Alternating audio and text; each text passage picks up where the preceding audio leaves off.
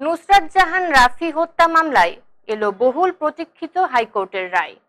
নিম্ন আদালতে মৃত্যুদণ্ড পাওয়া ১৬ আসামির মধ্যে অধ্যক্ষ সিরাজউদ্দৌলা ও শাহাদাত হোসেন ওরফে শামীমের মৃত্যুদণ্ড বহাল রেখেছেন হাইকোর্ট। সোমবার ২৪ আগস্ট বিচারপতি ভীষ্মদেব চক্রবর্তী ও বিচারপতি কে এম রাশেদুজ্জামান রাজার সমন্বয়ে গঠিত বেঞ্চ এ রায় ঘোষণা করেন। রায়ে আরও ৪ আসামির যাবজ্জীবন কারাদণ্ড দেওয়া হয়েছে। আরও ১০ আসামিকে খালাস দেওয়া হয়েছে।